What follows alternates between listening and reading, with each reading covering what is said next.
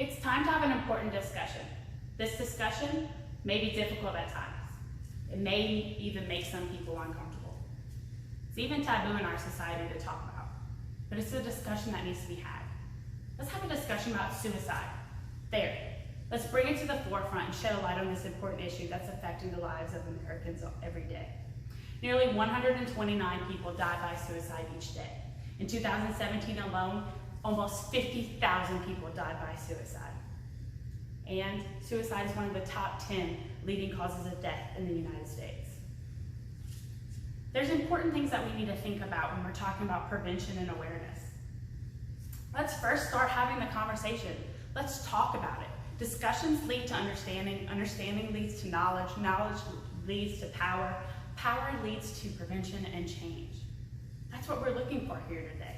I think it's important that we equip educators, doctors, social workers to understand the risk identification of suicide and also underlying issues related to suicide, such as stress, abuse, and bullying. And also to understand that there are many different types of people who suffer from mental illnesses and many different types of people who are victims of suicide, who have survived suicide, and are family members of people who have survived suicide. I think there's a misunderstanding of what a person who experiences suicidal thoughts or experiences suicidal attempts or has survived suicide or has died by suicide. The world chef when a world-renowned comedian died by suicide, and later a very creative designer died. This was all in the last few years. I think it's because we misidentify people as you have to fit this certain mold to be a suicidal person. Not everyone who dies by suicide is a person who is reserved or a person who hides away from society. Many of them lead very fruitful lives.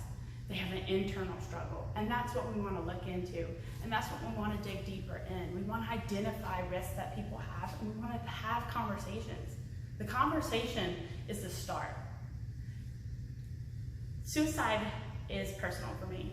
On March 19, 2014, the greatest person that I've ever met in my entire life, the person who loved me the most, she was the kindest, most brave person I've ever encountered, died by suicide.